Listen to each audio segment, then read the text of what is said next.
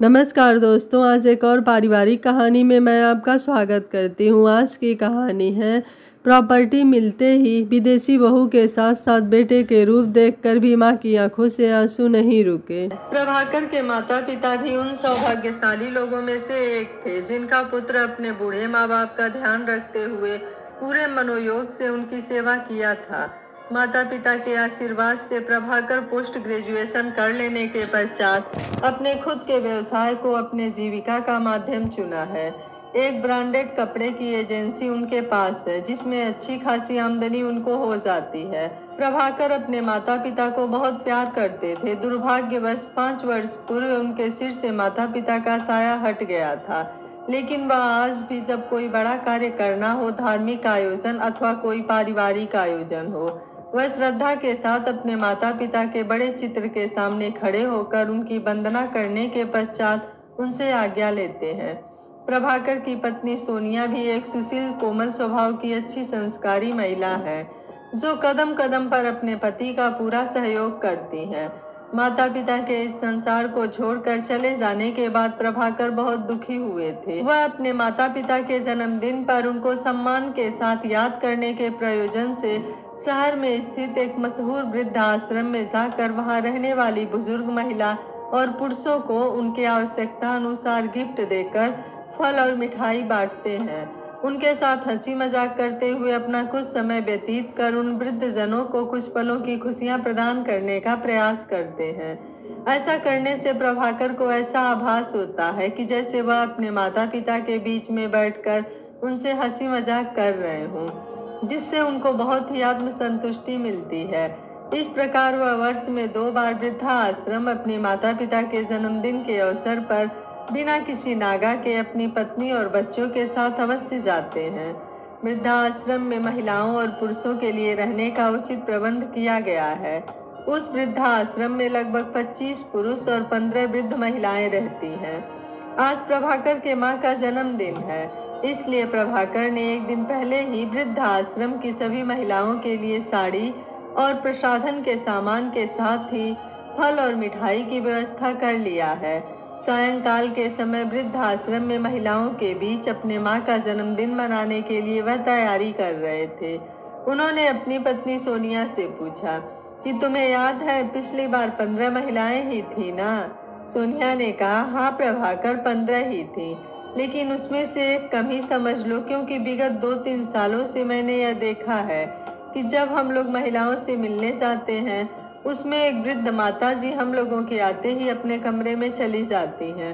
वह कभी हम लोगों के साथ नहीं बैठती हैं। उन्होंने अपनी कोई भी छोटी मोटी फरमाइश कभी भी हम लोगों से नहीं किया था। यह देखकर मुझे आश्चर्य हो रहा था कि आखिर वह ऐसा क्यों करती हैं। देखने में वह किसी संभ्रांत परिवार की लगती हैं। उम्र में लगभग 80 वर्ष की होंगी। चेहरे पर मांसपेशियां सिकुड़ गई हैं, लेकिन उनके गोरे चेहरे का तेज यह एहसास दिलाता है कि वह किसी अच्छे परिवार की महिला है। पता नहीं क्यों वह हम लोगों का बहिष्कार करती हैं। उनके मन में क्या दर्द छिपा है यह वही जान सकती हैं। आपने उनकी तरफ शायद ध्यान नहीं दिया है, लेकिन मैंने इसका 2-3 बार एहसास किया है। इस बार चलिए, मैं आपको उन्हें दिखाऊंगी। उनको देखकर मुझे बहुत दया आती है। बेचारी पता नहीं कौन सा दर्द मन में दबाए हुए हैं। सायंकाल प्रभाकर अपनी पत्नी सोनिया और बच्चों के साथ गिफ्ट और मिठाई तथा फल लेकर खुशी खुशी वृद्ध आश्रम में निवास कर रही वृद्ध महिलाओं से मिलने पहुंच गए थे। प्रभाकर और सोनिया वृद्ध आश्रम में निवास कर रहे सभी वृद्ध महिला और पुरुषों से कुछ अनजान नहीं थे। उनके पहुंचते ही सारी महिलाएं प्रफुल्लित होकर प्रभाकर और सोनिया के पास इकट्ठी हो गई थी। कुछ महिलाएं बच्चों को स्नेह के साथ प्यार करने लगी, लेकिन उन्हीं महिलाओं में से एक महिला उठकर अपने कमरे में चली गई। सोनिया ने प्रभाकर को इशारा करके दिखाया कि यही माताजी हम लोगों के आने पर कमरे में चली जाती हैं। प्रभाकर ने वहां उपस्थित अन्य महिलाओं से इसका कारण जानना चाहा। उन महिलाओं ने प्रभाकर को बताया कि इनका नाम दमयंती है, बहुत सीधी महिला है। अपनी औलादों से उपेक्षित तो हम लोग भी हुए हैं, लेकिन उनके पुत्र और पुत्रवधू ने इनके साथ बहुत बड़ा धोखा किया है। इसलिए जब भी कोई पति पत्नी हम लोगों से मिलने आता है, अक्सर वह अपने कमरे में चली जाती हैं। आपस में जब हम लोग बैठते हैं तब भी यह बहुत चुपचाप रहती हैं, किसी से आर्थिक बातचीत नहीं करती हैं। केवल एक व्यक्ति को अपना पुत्र कहकर संबोधित करती हैं, उसका नाम श्याम किशोर है। वह हफ्ते में एक बार दमयंती जी से मिलने आता है और इनके जरूरत का सारा सामान दे जाता है। अपने मन की इच्छाएं दमयंती जी केवल श्याम किशोर से ही कहती हैं, उसी से मिलती हैं। आज रविवार है, संभवतः श्याम किशोर इनसे मिलने आने ही वाला होगा। हो सकता है कि आप लोगों से भी उसकी मुलाकात हो जाए, क्योंकि उसके आने का यही समय है। प्रभाकर और सोनिया ने सभी महिलाओं को गिफ्ट बांटा और फल एवं मिठाई वितरित किया। माहौल खुशनुमा होगा। वृद्धावस्था में कोई विशेष ख्वाहिशें नहीं रह जाती हैं। उनकी मुख्य तमन्ना केवल यही होती है कि कोई उनको अपनेपन से बात कर उनका सहारा बन सके। इसलिए कहा गया है कि बालक और वृद्ध एक समान होते हैं। जब बच्चे छोटे होते हैं, माता पिता अपने संतान की हर ख्वाहिश पूरी करने के लिए जी जान लगा देते हैं। यही अपेक्षा माँ बाप की वृद्धावस्था में अपने संतान से होती है। हंसी मजाक का दौर शुरू हो गया। इसी बीच प्रभाकर ने सोनिया से कहा कि हम लोग वृद्ध महिलाओं की नीरस जिंदगी में कुछ पल के लिए खुशियां देने के लिए आते हैं। लेकिन माताजी कमरे के अंदर चली गईं। चलकर हम लोगों को उन्हें मनाकर बाहर लाना चाहिए। प्रभाकर और सोनिया कमरे के अंदर चले गए। दमयंती जी अपने बिस्तर पर दुखी मन से बैठी हुई थी। उन लोगों के कमरे में प्रवेश करते ही वह कुछ असहज होते हुए अपने बिस्तर से उठकर खड़ी हो गई। प्रभाकर ने उनसे कहा कि माताजी, आप बैठी रहिए, हम लोग तो यहाँ आप लोगों के जीवन में कुछ पल की खुशियाँ ही देने आते हैं। लेकिन हम लोगों ने यह देखा है कि हमारे आते ही आप कमरे के अंदर चली जाती हैं। इसके पीछे क्या कारण है, मैं उन बातों को जानना नहीं चाहता हूँ, लेकिन हम लोग आपको लेने आए हैं। चलिए बाहर और देखिए, सभी लोगों के बीच में हंसी मजाक और प्रसन्नता का वातावरण है। आपका भी मन कुछ पल के लिए ही सही प्रसन्न हो जाएगा। इतना कहते ही दमयंती जी के आंखों से आंसू छलक आए। वह कुछ बोली नहीं, शांत खड़ी रही। इसी बीच में कमरे में किसी के अंदर आने की आहट सुनाई पड़ी। कमरे में प्रवेश करने वाले व्यक्ति श्याम किशोर थे। कमरे में पहुंचते ही श्याम किशोर ने दमयंती जी को मम्मी जी प्रणाम कहते हुए उनका चरण स्पर्श किया। दमयंती जी ने कहा, बेटा श्याम, तुम आ गए, कैसे हो? मैं कल से ही तुम्हारा इंतजार कर रही थी। श्याम किशोर ने कहा, मम्मी जी, कल कुछ व्यस्तता ज्यादा थी, इस कारण से मैं नहीं आ पाया था। ठीक है बेटा, कोई बात नहीं, दमयंती जी ने कहा। तुम्हारे आने से मुझे अपनेपन का एहसास होता है, इसलिए मैं तुम्हारी राह देखती रहती हूँ। दमयंती जी के चेहरे पर आई प्रसन्नता के भाव एवं उस व्यक्ति के द्वारा बड़ी आत्मीयता से मम्मी जी पुकारने पर प्रभाकर को बहुत आश्चर्य हुआ। उनके समझ में आ गया था कि बाहर मौजूद वृद्ध महिलाओं के द्वारा जिस व्यक्ति के बारे में बताया गया था, वह व्यक्ति वही श्याम किशोर ही लगते हैं। उन्होंने पूछा कि क्या आपका नाम श्याम किशोर है? जी हाँ, प्रभाकर जी ने कहा। श्याम किशोर जी, अभी आपने इनको मम्मी जी संबोधित करके चरण स्पर्श किया है। माता जी के प्रति प्रदर्शित आपका आदर भाव यह दर्शाता है कि आप अपने मम्मी जी के प्रति बहुत ही सम्मान का भाव रखते हैं और आप उनसे बहुत अधिक प्यार करते हो। लेकिन मेरी समझ में यह बात नहीं आ रही है कि आपने अपनी मम्मी जी को इस वृद्ध आश्रम में रहने के लिए क्यों मजबूर कर दिया है। श्याम किशोर ने कहा, भाई साहब, वास्तव में यह मेरी सगी माँ तो नहीं है, लेकिन यह मेरे लिए भगवान के बराबर है। इनके यहाँ रहने की मजबूरी एक दुख भरी कहानी है जो इनके जीवन में घटित हुई है। प्रभाकर जी ने कहा, श्याम किशोर जी, यह सुनकर मुझे बड़ा सुखद लगा कि माता जी आपकी सगी माँ नहीं है। इसके बावजूद आप इनकी इतनी इज्जत करते हैं, इनको बहुत प्यार करते हैं। यह सब मैंने अपनी आंखों से देख लिया है। यह आपके परोपकारी एवं उदार व्यक्तित्व को दर्शाता है। आपके इस महान कार्य के लिए मैं आपको साधुवाद देता हूँ। आपके आने पर मैंने माता जी के चेहरे पर एक क्षणिक सुख की भावना का अनुभव किया है। मेरा नाम प्रभाकर है और यह मेरी पत्नी सोनिया है। अपने माता पिता के जन्मदिन पर हम लोग यहाँ आकर यहाँ पर रहने वाले वृद्धजनों के बीच रहकर इनकी निराशा को खुशियों में बदलने का प्रयास करते हैं। लेकिन जब से हम लोग यहाँ आ रहे हैं, हम लोगों को एहसास हुआ है कि हमारे आते ही माता जी दुखी भाव से अपने कमरे में चली जाती हैं। यह हमको अच्छा नहीं लगता है।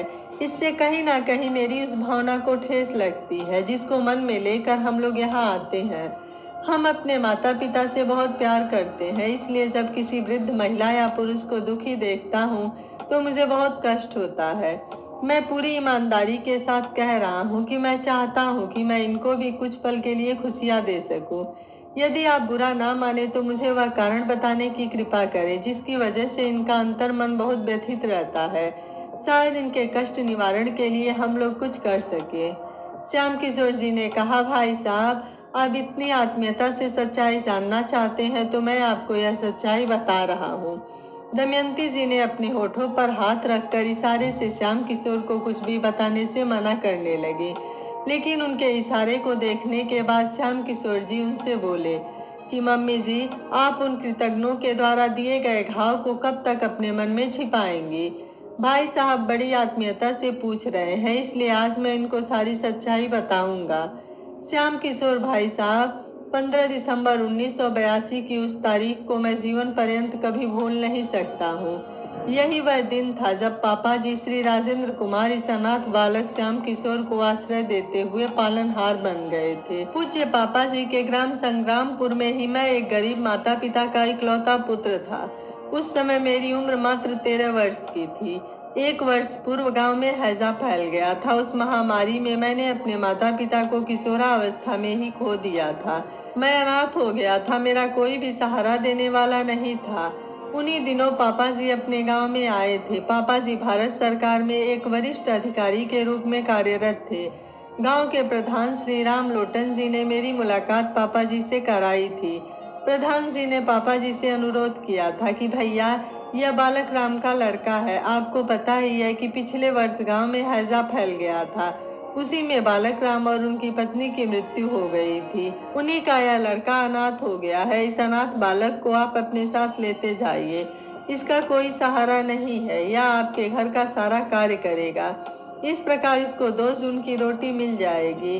पापा जी उच्च पद पर होते हुए भी इंसानियत और करुणा की मूर्ति थे। वह मुझे अपने साथ घर ले आए। उनके घर में मैं एक घरेलू नौकर के रूप में आया था, लेकिन मम्मी जी और पापा जी ने मुझको कभी भी यह एहसास नहीं होने दिया था कि मैं उनके घर में एक नौकर की हैसियत से रह रहा हूँ। मुझे सदैव यही एहसास दिलाया गया कि मैं उनके घर में एक पुत्र की भांति रह रहा हूँ। पापा जी और मम्मी जी सदैव बेटा श्याम कहकर ही पुकारते थे। एक अनाथ बालक को मम्मी जी ने माँ के समान वात्सल्य और एक विशाल एवं कोमल हृदय वाले पापा जी के रूप में मुझे एक रक्षक मिल गया था। पापा जी एक बड़े अधिकारी थे, सरकारी बंगले में रहते थे। बंगले के अंदर गार्ड, अर्दली और नौकरों की कोई कमी नहीं थी। इसलिए मैं तो उस घर में एक ऐसी आरामदायक जिंदगी जीने लगा था जिसकी मैंने कभी कल्पना भी नहीं की थी। मेरा केवल यही काम था कि मैं छोटे भैया अनुपम की देखभाल करूं। अनुपम भैया उस समय 2 वर्ष के थे। मम्मी जी और पापा जी के इकलौते संतान हैं। मम्मी जी और पापा जी बचपन से लेकर बड़े होने तक उनको अपने कलेजे के टुकड़े की तरह से पालन पोषण किया था। उनको कभी छींक भी आ जाती थी, पापा जी डॉक्टरों की लाइन लगा देते थे। उनके रोने की आवाज़ सुनकर मम्मी जी परेशान हो जाती थी। जायज़ है या नाजायज़, उनकी हर जिद पूरी होती थी। बड़े लाड प्यार से मम्मी जी ने और पापा जी ने उनकी देखभाल की थी। पापा जी ने मुझको भी प्रोत्साहित किया कि बेटा श्याम, तू किसी तरह से इंटर पास कर ले, तब मैं तुम्हारी कहीं नौकरी लगवाने का प्रयास करूँगा। मम्मी जी मुझको घर पर पढ़ाती थी। पापा जी ने मेरा पास के स्कूल में एडमिशन करा दिया था। समय के साथ आगे बढ़ते हुए मैंने इंटर पास कर लिया था। मैंने गाड़ी चलाना सीख लिया था, इसलिए मुझको ड्राइविंग लाइसेंस भी मिल गया था।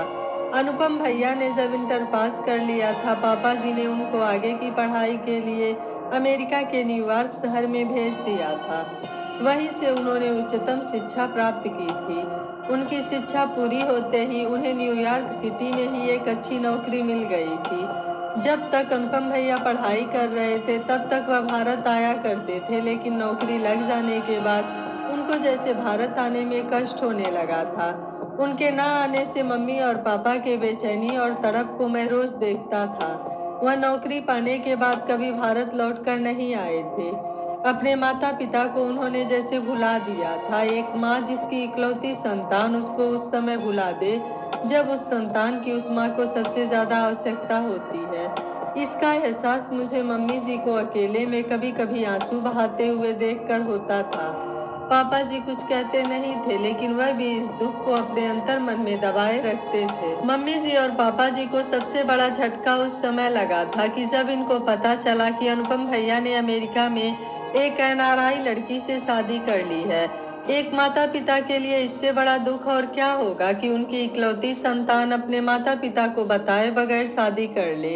अनुपम भैया की शादी के लिए मम्मी जी और पापा जी ने बड़े सुंदर सपने सजोए थे, जिस पर अनुपम भैया ने कुठाराघात कर दिया था। इन लोगों ने उस दुख को भी बर्दाश्त कर लिया था। यह लोग अनुपम भैया से बार बार यही कहते थे कि तुम बहू को लेकर एक बार भारत चले आओ, कम से कम तुम्हारी शादी का एक समारोह बहू के साथ हम यहाँ कर ले। लेकिन अनुपम भैया ने इनकी एक भी न सुनी। अनुपम भैया के इस व्यवहार से खुशहाल परिवार गहरे विषाद में रहने के लिए मजबूर हो गया था। इसी बीच पापा जी नौकरी से सेवानिवृत्त हो गए थे। पापा जी ने मुझसे जो वादा किया था वो उनको पूरी तरह से याद था। मैंने इंटर पास कर लिया था और मेरे पास ड्राइविंग लाइसेंस था, इसलिए पापा जी ने सेवानिवृत्ति के 2 माह पहले मेरी नौकरी अपने कार्यालय में ही ड्राइवर के पद पर लगवा दी थी। रिटायर होने के पहले ही उन्होंने एक सुंदर बंगला अपने रहने के लिए बनवा लिया था। सेवानिवृत्त हो जाने के बाद पापा जी को मिलने वाली सभी सेवाएं बंद हो गई थी। ड्राइवर, अर्दली, गार्ड सब हटा लिए गए थे। पापा जी की कृपा से मुझे भी एक छोटा सा सरकारी आवास मिल गया था। इकलौते बेटे के बिना किसी सूचना के अमेरिका में शादी कर लेने से दुखी पापा जी ने मेरी शादी कराने का मन बना लिया था। उन्होंने मेरी शादी बड़े धूमधाम से करा दी थी। एक माता पिता के द्वारा अपने पुत्र की शादी में जो भी रस्म रिवाज किया जाता है, वह सभी इन लोगों ने अपने पुत्र के समान ही मेरी शादी में पूरा किया था। यदि मेरे माता पिता जीवित होते तो शायद वह भी मेरी शादी इतनी सुंदर ढंग से ना करा पाते। जब तक पापा जी नौकरी में थे और सरकारी आवास में रह रहे थे, तब तक उसी बंगले के एक भाग में मैं भी परिवार समेत रहता था। लेकिन उनके रिटायरमेंट के बाद वह अपने स्वयं के घर में शिफ्ट हो गए थे। एक दिन मम्मी जी की उपस्थिति में उन्होंने बड़े प्यार से मुझको अपने पास बुलाया था। वह मुझसे बोले कि बेटा श्याम, तुम्हारी नौकरी लग गई है, तुम्हें रहने का एक मकान भी मिल गया है। तुम्हारे प्रति मेरी जो जिम्मेदारी बनती थी उससे अब मैं मुक्त हो गया हूँ। इसलिए बेटा, अब तुम हमारी तरफ से पूर्णतया आजाद हो। तुम अपने परिवार के साथ अपने सरकारी आवास में रह सकते हो। पापा जी के द्वारा कहे गए शब्द को सुनकर मैं अवाक रह गया था। मैं अपने मन ही मन में सोचने लगा था कि कदाचित मुझसे कोई भी ऐसी गलती हुई है जिससे दुखी होकर पापा जी मुझसे अपने घर से जाने के लिए कह रहे हैं। लेकिन मुझे कुछ याद नहीं आ रहा था। पापा जी जब तक नौकरी में थे तब तक मुझे उनकी सेवा करने का अवसर ही नहीं मिला था, क्योंकि घर में सरकारी आदमी लगे हुए थे। घर का सारा काम वही लोग करते थे। सरकारी ड्राइवर था जो गाड़ी चलाता था, लेकिन आज उन्होंने मुझे घर से जाने के लिए कह दिया। वह भी उस समय जब अनुपम भैया के आचरण से मम्मी जी और वह अत्यंत दुखी रहते हैं। अकस्मात मेरे अंतरात्मा से आवाज निकली कि शायद पापा जी अपने बेटे अनुपम भैया के व्यवहार से दुखी होकर मेरे बारे में भी तो वैसा ही नहीं सोच रहे हैं। वह शायद यह सोच रहे हैं कि मैं उनके एहसानों के तले दबा होने के कारण उनसे अलग होने की बात कहने की हिम्मत नहीं जुटा पा रहा हूँ। यह सोचकर मेरी आंखें नम हो गई थी। अपने हृदय में गहरी वेदना लिए हुए मैंने उनसे पूछा कि पापा जी, आखिर मुझसे कौन सी ऐसी गलती हो गई जिसकी वजह से आप मुझे अपने घर से जाने के लिए कह रहे हैं? यह मेरा दुर्भाग्य नहीं है तो और क्या है? किशोरावस्था में ही माता पिता का साया सिर से उठ गया था। आपने मुझे अपना सुरक्षा कवच दिया और मम्मी जी ने मुझे ममता की छांव दी। मेरे तो माता पिता आप ही लोग हैं। भला कोई अपने माता पिता को अकेला छोड़कर कैसे जा सकता है? माता पिता की मृत्यु हो जाने के बाद यदि आपने मुझको सहारा ना दिया होता तो आज मैं जिस मुकाम पर पहुंच गया हूँ उसकी कल्पना भी नहीं की जा सकती थी। आज मैं सम्मानजनक जीवन जीने के लायक आपकी कृपा की बदौलत ही हुआ हूँ। मैं आपके इस एहसान के बोझ को लेकर आपको ऐसे समय में अकेला छोड़कर नहीं जाना चाहता हूँ जब आपको मेरी सबसे अधिक आवश्यकता है। यदि मैं आपको अकेला छोड़कर चला गया तो मेरी अंतरात्मा मुझको धिक्कारती रहेगी। मैं अपने आप को कभी भी माफ नहीं कर पाऊंगा। अनुपम भैया और उनका परिवार यदि आपके साथ होता तब मैं एक बार आपकी बात पर विचार कर सकता था, लेकिन मैंने अनुपम भैया के याद में आप लोगों को आंसू बहाते हुए देख रहा हूँ।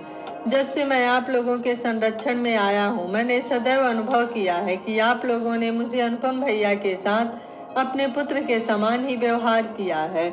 आपके द्वारा मुझे घर से जाने के लिए कहते समय आपके एवं मम्मी जी के चेहरे पर दर्द के भाव को मैं भली भांति देख रहा हूँ। इतना कहते हुए मेरे आंखों से आंसू छलक आए थे, जिसको देखकर पापा जी ने मुझे अपने गले से लगा लिया और मुझसे बोले कि नहीं बेटा, मैंने तो तुम्हें अपनी जिंदगी अपने हिसाब से जीने के लिए उन्मुक्त किया था। तुम्हें तो मैं अनुपम की तरह ही नहीं बल्कि उससे अधिक मानता हूँ। अनुपम तो अपने माता पिता को भूल गया है, लेकिन बेटा श्याम, तू तो मेरे साथ ही रह रहा है। तुम्हें आज भी मैं अपने पुत्र के समान ही मानता हूँ। मम्मी जी ने भी यही बात दोहराई। तब मैं पापा जी से और मम्मी जी से बोला कि यदि आप वास्तव में मुझे अपना पुत्र मानते हैं तो अब कभी भी अपने घर से जाने के लिए मत कहिएगा। अपने माता पिता की सेवा करने से तो मैं वंचित रह गया था, लेकिन आज आप दोनों ही मेरे माता पिता हैं। अभी तक आपके घर में काम करने वालों की कोई कमी नहीं थी, लेकिन आपके रिटायरमेंट के बाद मैं और मेरी पत्नी आपके अंतिम सांसों तक आप लोगों की सेवा करते रहेंगे। मेरे आग्रह को सुनकर पापा जी मुझसे बोले कि ठीक है बेटा, यह तुम्हारा ही घर है। आज के बाद मैं तुमसे इस घर से जाने के लिए कभी नहीं कहूँगा। कोई तुमको इससे नहीं निकालेगा।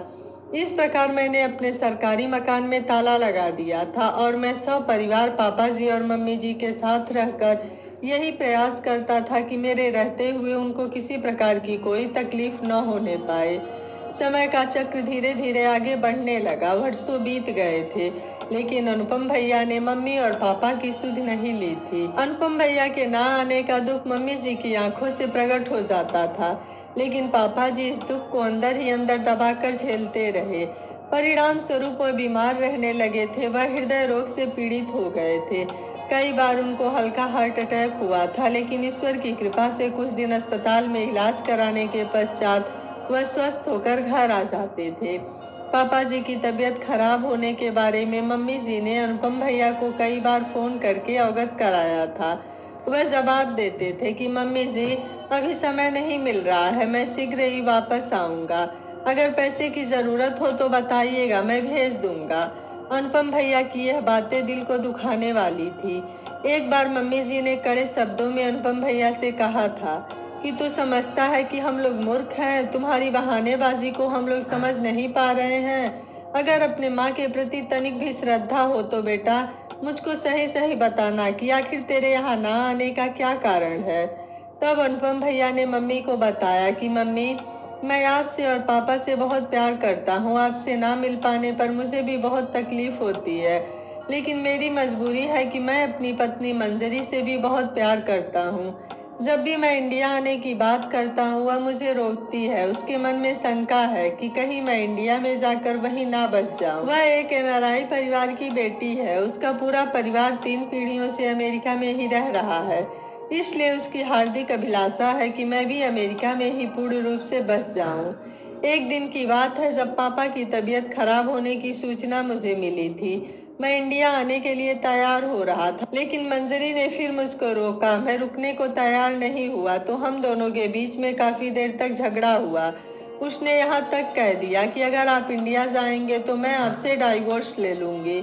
इसलिए मुझको मजबूर होकर अपना प्रोग्राम बदलना पड़ा था। वह मेरे ऊपर दबाव डालती है कि आप अपने मम्मी पापा को भी यहीं पर ले आइए।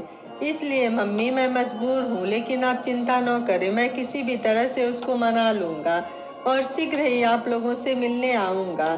समय अपने बेग से धीरे धीरे आगे बढ़ने लगा। वर्षों बीत गए थे, लेकिन अनुपम भैया वापस लौटकर नहीं आए थे।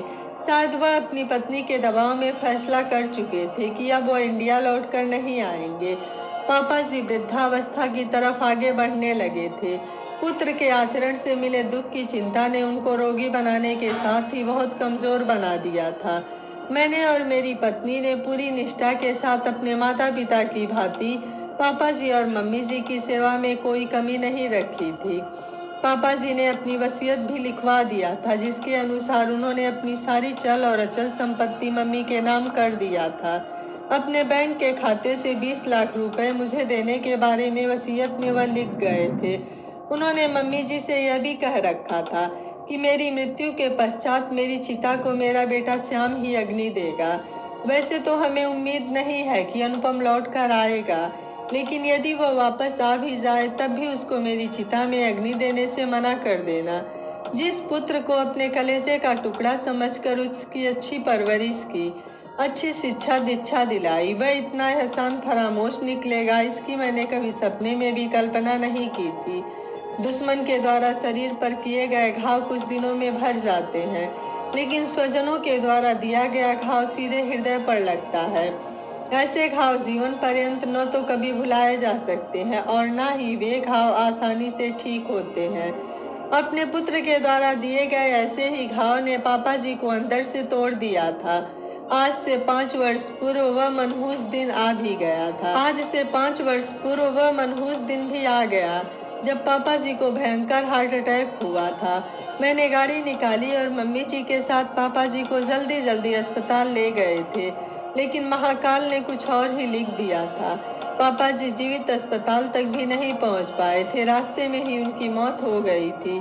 इस प्रकार एक विशाल हृदय का परोपकारी व्यक्ति इस दुनिया को अलविदा कहते हुए हम लोगों को अकेला छोड़कर चिर निद्रा में सो गया था। इतना कहते ही श्याम किशोर बालकों की भांति फपक फपक कर रोने लगा था। उस कमरे का दृश्य बहुत मार्मिक हो गया था। बिस्तर पर बैठी हुई दमयंती जी की आंखों से आंसू थम नहीं रहे थे। इस मार्मिक कहानी को सुनकर प्रभाकर और सोनिया के आंखों से भी आंसू छलक आए थे।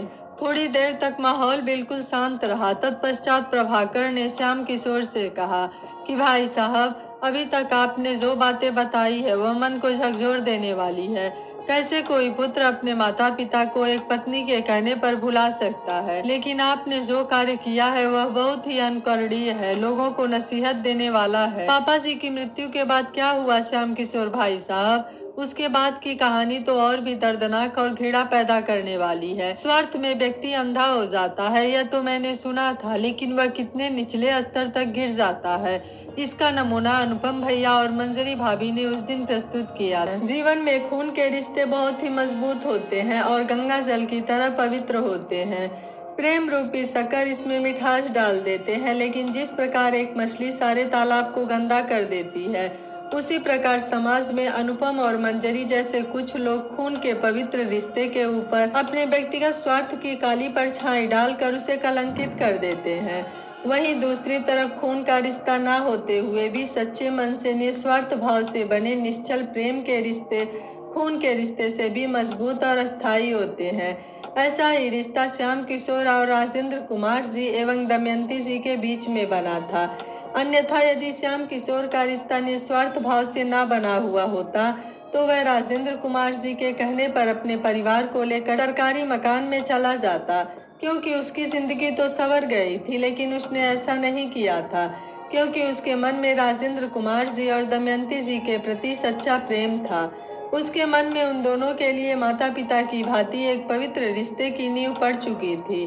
बरसों बाद भी वही प्रेम श्याम किशोर के द्वारा राजेंद्र कुमार जी की मृत्यु होने की कहानी बताते समय अश्रुधारा के रूप में उसकी आंखों से छलक रहा था। श्याम किशोर को संभालते हुए प्रभाकर उनको समझाने का प्रयास करने लगे। बिस्तर पर विलाप कर रही दमयंती जी को सोनिया ने बहुत ही आत्मीय भाव से समझाते हुए उनसे कहने लगी कि माँ जी, आपके साथ अपनों ने बहुत बड़ा विश्वासघात किया है। इसका दंड तो उनको ईश्वर देगा, लेकिन सारी दुनिया खत्म नहीं हो गई है। श्याम किशोर जी जैसा एक पुत्र आपके साथ है और आज हम और प्रभाकर आपको विश्वास दिलाते हैं कि हम लोग भी आपके जीवन में पुत्र और पुत्र वधू की कमी को पूरा करने का प्रयास करेंगे। आज से आप प्रभाकर को भी अपना पुत्र समझ लीजिए और मुझे अपनी पुत्र वधू। थोड़ी देर तक माहौल बिल्कुल शांत रहा। तत्पश्चात प्रभाकर ने श्याम किशोर से कहा कि भाई साहब, अभी तक आपने जो बातें बताई है वह मन को झकझोर देने वाली है। कैसे कोई पुत्र अपने माता पिता को एक पत्नी के कहने पर भुला सकता है, लेकिन आपने जो कार्य किया वह बहुत ही अनुकरणीय है, लोगों को नसीहत देने वाला है। पापा जी की मृत्यु के बाद क्या हुआ?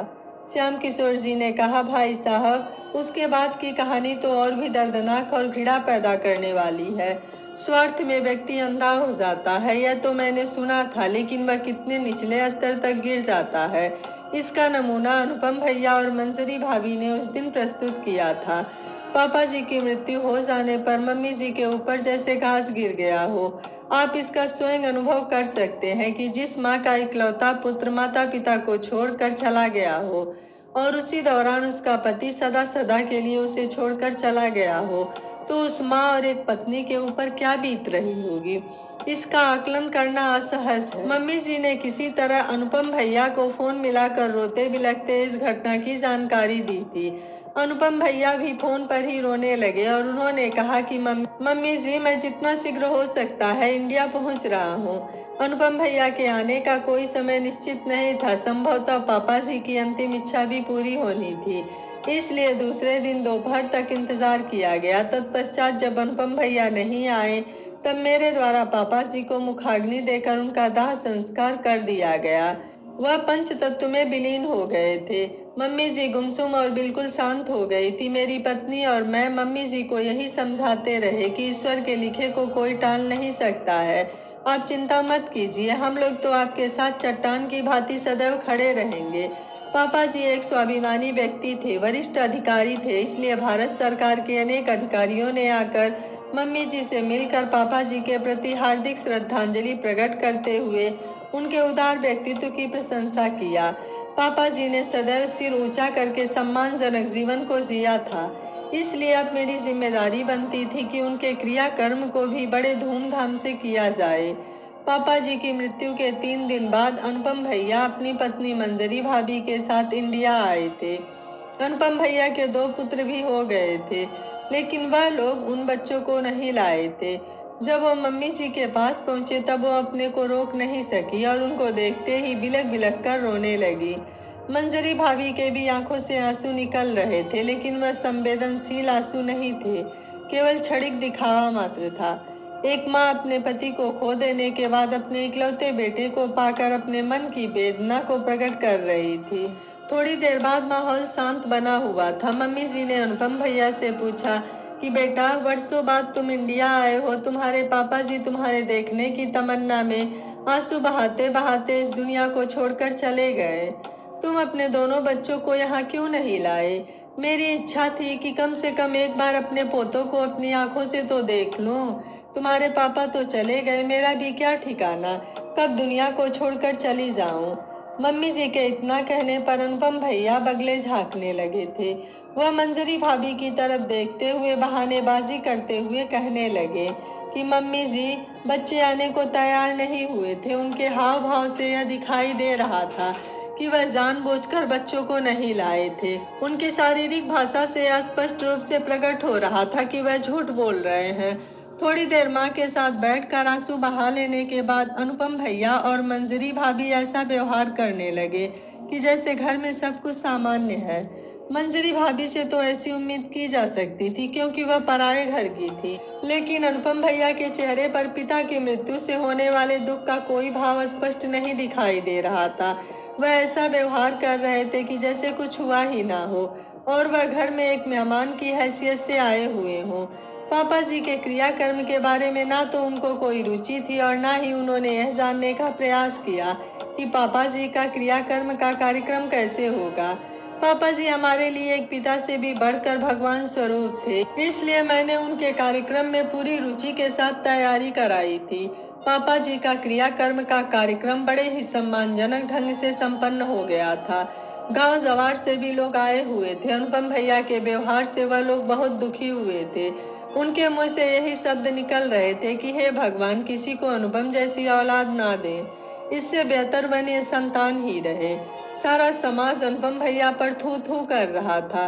पापा जी का क्रियाकर्म समाप्त हो जाने के बाद मम्मी जी ने अपने सारी गहने अपने पुत्र वधू मंजरी भाभी को यह कहते हुए दे दिया था कि बेटी, बड़ी तमन्ना थी कि मैं अनुपम की शादी में अपने पुत्र वधू को यह सारे गहने दूंगी, लेकिन भगवान इंसान की हर इच्छा पूरी करे यह आवश्यक तो नहीं। आज पहली बार तुम मिली हो, इसलिए इसको रख लो। अनुपम भैया मम्मी से कहने लगे थे कि मम्मी जी, हमने और मंजरी ने यह प्लान किया है कि यहाँ की सारी जमीन जायदाद बेचकर आपको लेकर हम लोग अमेरिका में ही रहेंगे। मम्मी जी ने इसका विरोध करते हुए अनुपम भैया से कहने लगी कि बेटा, जहाँ तेरे पापा अंतिम दिनों में रहे हैं उस स्थान को छोड़कर जाने का मेरा मन नहीं करता है। इसलिए अगर तुम लोग मेरे साथ नहीं रह सकते हो तो मुझे मेरे हाल पर छोड़ दो। मेरी जिंदगी तुम्हारे पापा की यादों के सहारे कट जाएगी। लेकिन वह लोग नहीं माने और एक षड्यंत्र के तहत माँ के ऊपर दबाव बनाने लगे कि वह अपनी सारी जमीन जायदाद बेच डाले। माँ का दिल कितना कोमल और निष्कपट होता है यह मैंने उस दिन देखा। ना चाहते हुए भी मम्मी जी उन लोगों की जिद के आगे उनकी बातों को मान लिया था।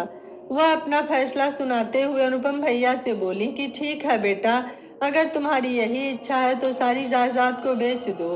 वह भी उन लोगों के साथ मन मार कर अमेरिका जाने के लिए तैयार हो गई थी। मुझको पता नहीं ऐसा क्यों एहसास हो रहा था कि मम्मी जी को अमेरिका ले जाने के नाम पर सारी जायदाद को बेचने के लिए किसी षड्यंत्र की पटकथा मंजरी भाभी के द्वारा लिखी तो नहीं गई है। इसलिए मैंने उनसे कहा कि क्या आप पापा जी के सुनहरे सपनों के इस बंगले ही बेचकर उनकी यादों को मिटा नहीं देंगी? अभी पापा जी के स्वर्गवास हुए चंद दिन ही बीते हैं। आप लोग उनके सपनों के बंगलों को बेच देंगे तो क्या उनकी आत्मा दुखी नहीं होगी? मेरी यह बातें मम्मी जी के हृदय में उतर गई थी, लेकिन वह बेचारी विवश थी। मम्मी जी ने उत्तर दिया कि बेटा, तू सही कह रहा है, लेकिन इस बात को अनुपम क्यों नहीं समझ पा रहा है? उनके इतना कहने पर अनुपम भैया को ऐसा लगने लगा कि जैसे मैं उनकी मार्ग में अवरोधक बन रहा हूँ।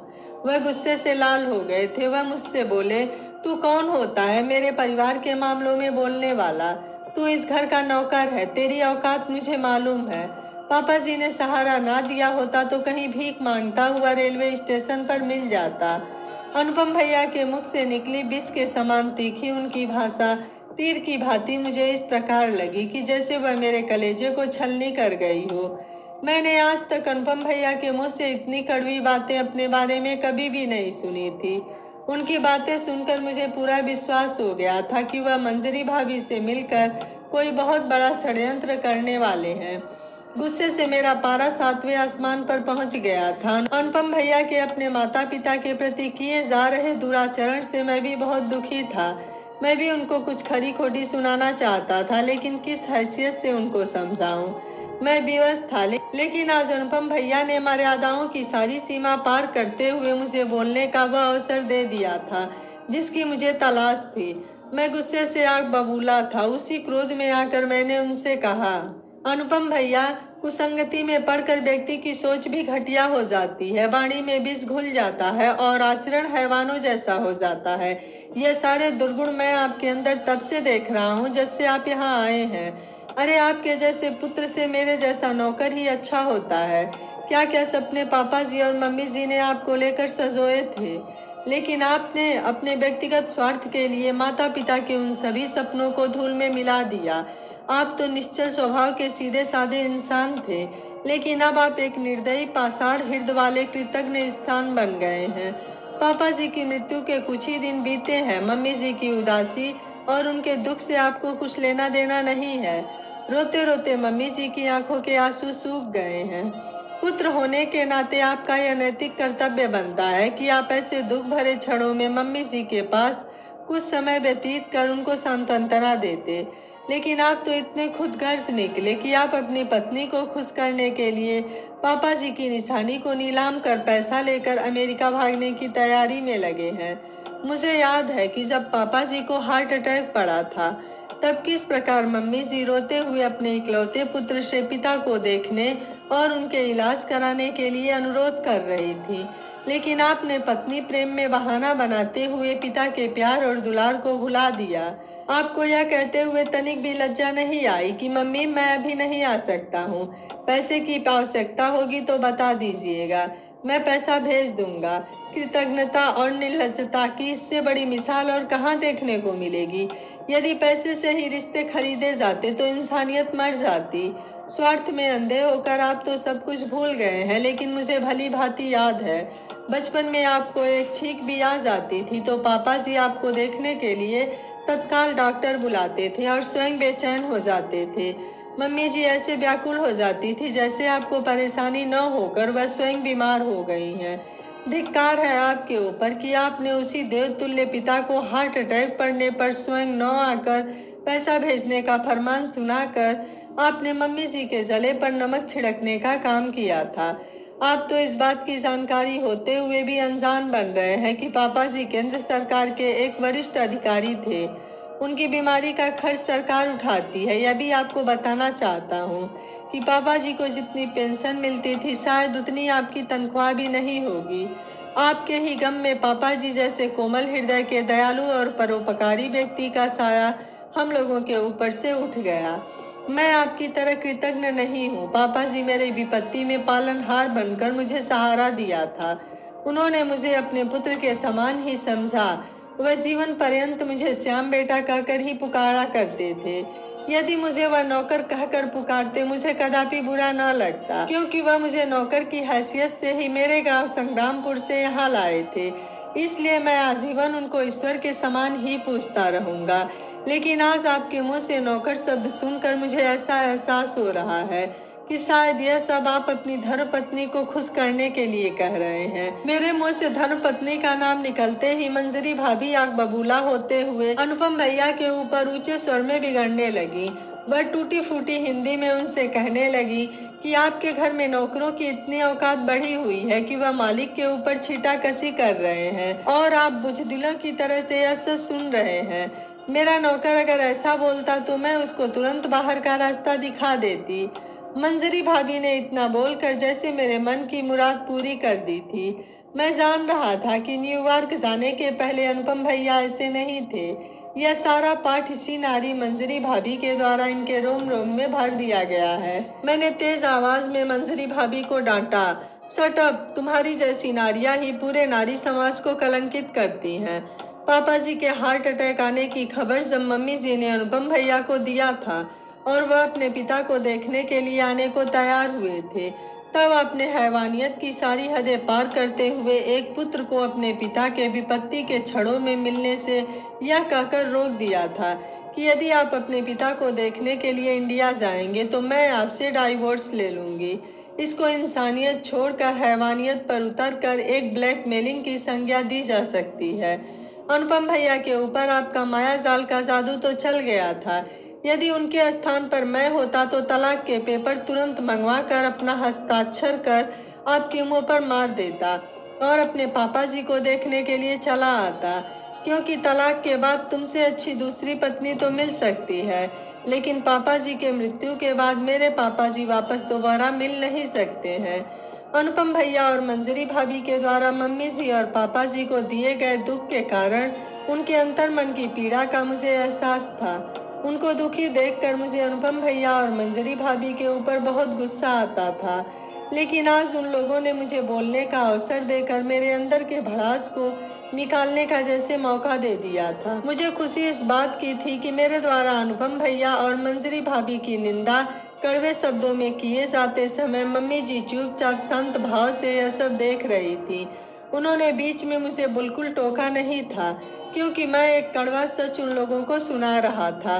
मेरे द्वारा मंजरी भाभी को तीखे शब्द सुनाए जाने से वह गुस्से से तिलमिला उठी थी। वह अपने नाक भौं को सिकोड़ते हुए तेज कदमों से कमरे में चली गई थी। गुस्साई हुई मंजरी भाभी को कमरे में जाता देखकर अनुपम भैया डर गए थे। उनको लगने लगा था कि आज मंजरी भाभी का सारा गुस्सा उनके ऊपर ही उतरेगा। इसका कारण मैं था। वह हड़बड़ाकर दौड़े दौड़े मंजरी भाभी के कमरे में उनको मनाने के लिए पहुंच गए थे।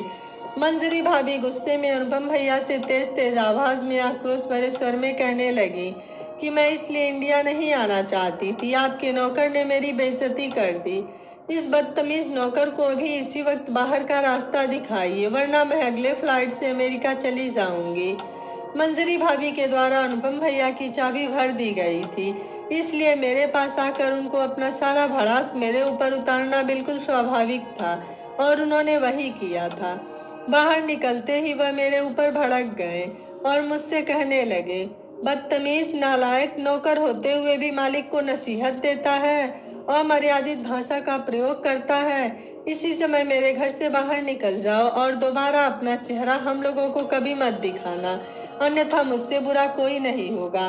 मुझको अमर्यादित भाषा का प्रयोग करने का नसीहत देने वाले अनुपम भैया ने ही आज पत्नी के इशारे पर मर्यादाओं की सारी सीमा पत्नी प्रेम में लांग डाली थी। मुझको उनके ऊपर क्रोध नहीं आया, बल्कि उनके ऊपर मुझे तरस आ रहा था। मैंने उनसे कहा कि अनुपम भैया, मैंने कभी कल्पना भी नहीं की थी कि इस जीवन में आप मुझको कभी गाली भी देंगे। आपने होश भी नहीं संभाला था तब पापा जी मुझे इस घर में लाए थे। आपको बचपन में मैंने अपनी गोद में खिलाया है, गोद में लेकर घंटों तक टहलाया करता था। गोद से जैसे ही मैं आपको उतारता था, फिर से मेरी गोद में आने की जिद करने लगते थे। मम्मी जी भी जब आपको गोद में लेने का प्रयास करती थी, तब भी आप मेरी गोद नहीं छोड़ते थे। आपको याद नहीं होगा, लेकिन मुझे आपके बचपन का एक एक लम्हा पूरी तरह से याद है। आप कितनी बार मेरे ऊपर अपना मल मूत्र त्याग दिया करते थे, उसकी कोई गणना नहीं हो सकती है। मैं मम्मी जी को भी नहीं बताता था, आपको बाथरूम में ले जाकर मैं धुल देता था। वह एक नौकर के नाते नहीं, बल्कि आपके प्रति मेरे अपार स्नेह के कारण होता था। जब आप तोतली आवाज में थोड़ा बहुत बोलने लगे थे, तब आप मुझे श्याम भैया के स्थान पर आम भैया कहकर पुकारते थे। मुझे हंसी छूट जाती थी और आपकी वह मीठी आवाज मुझे बहुत पसंद आती थी। लेकिन मुझे अफसोस है कि समय और कुसंगति के कारण आज वही आपका आम भैया एक बदतमीज नालायक नौकर बन गया है। जहाँ तक घर से जाने की बात आप कह रहे हैं, वह आप किस हैसियत से कह रहे हैं? यह घर आपका नहीं है, इसको पापा जी ने बनवाया था और यह उनका घर है। पापा जी के मृत्यु के बाद अब यह घर मम्मी जी का है। पापा जी ने मम्मी जी की उपस्थिति में मुझे वचन दिया था कि इस घर से जाने के लिए मुझसे कोई नहीं कहेगा। मेरे इतना कहते ही अनुपम भैया तिलमिला गए और मम्मी जी की ओर मुखातिब होते हुए उनसे कहने लगे, मम्मी, इस आदमी को अभी आप तुरंत घर से निकल जाने के लिए कह दीजिए। अनुपम भैया के इतना कहने पर मम्मी जी ने मेरा साथ दिया और अनुपम भैया से बोली कि बेटा अनुपम, आप व्यर्थ में बात विवाद कर बात आगे मत बढ़ाइए। श्याम ठीक ही कह रहा है।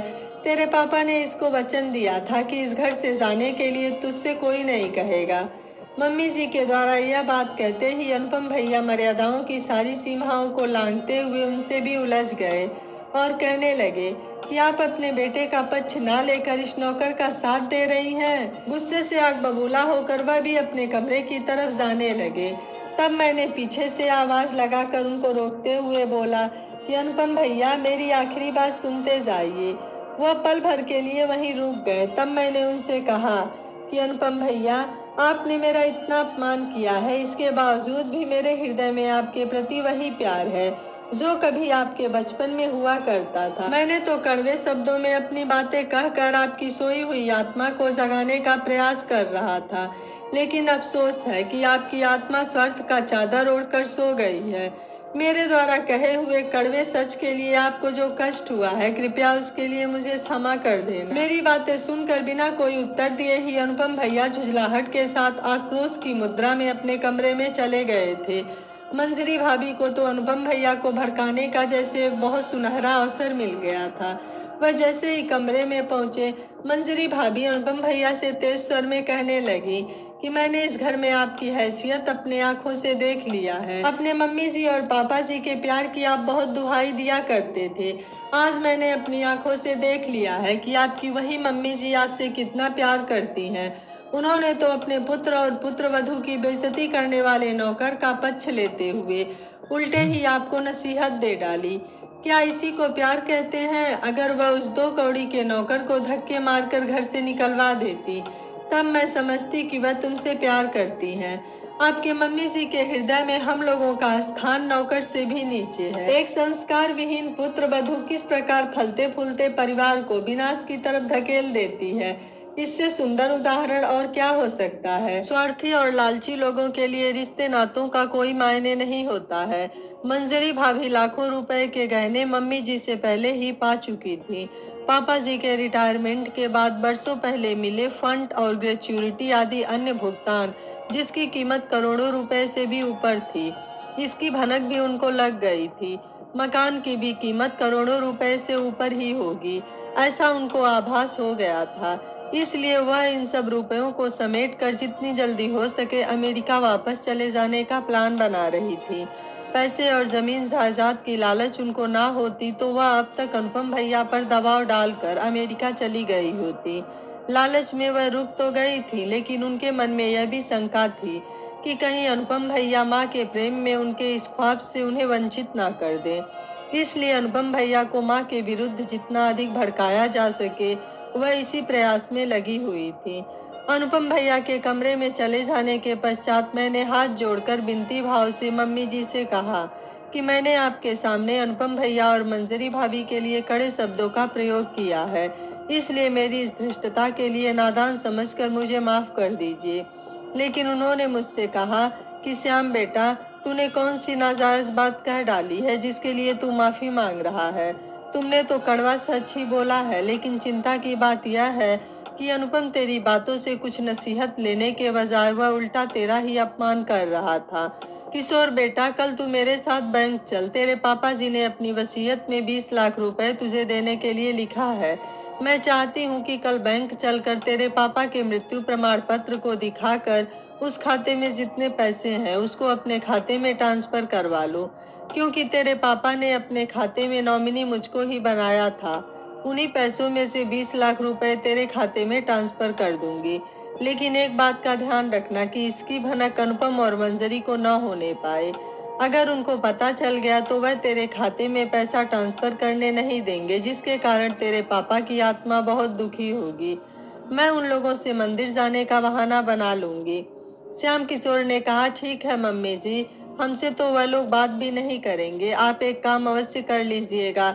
बैंक वाले पापा जी का डेथ सर्टिफिकेट, आपका आईडी प्रूफ, पैन कार्ड मांग सकते हैं, इसलिए आप इनको सबसे पहले ही ढूंढ कर रख लेना। लेकिन मेरी आपसे हाथ जोड़कर एक विनती है कि मुझे 20 लाख रुपए नहीं चाहिए। दमयंती जी ने कहा, क्यों बेटा?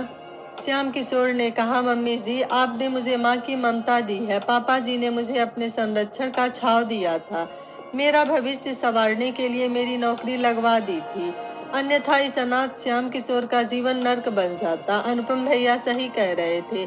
यदि पापा जी की कृपा मेरे ऊपर ना होती तो मैं कहीं भीख मांगता हुआ मिल जाता।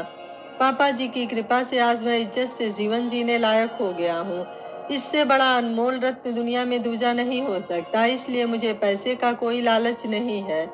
दमयंती जी ने कहा, किशोर बेटा, तेरे पापा जी ने अपनी वसीयत में यह स्पष्ट रूप से लिखा है कि मैं अपने ग्राम संग्रामपुर से श्याम किशोर को घर में काम करने के लिए लाया था, लेकिन उस बच्चे ने अपने आचरण से हमारा दिल जीत लिया था।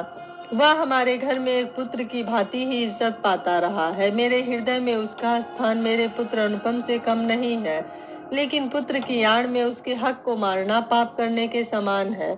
जब से वह मेरे साथ रहने लगा है उसको मेरे द्वारा किसी प्रकार की कोई धनराशि नहीं दी गई है, इसलिए उसको मेरे खाते से 20 लाख रुपए आर्थिक मदद के तौर पर दिया जाएगा, जिस पर सिर्फ उसका हक बनता है।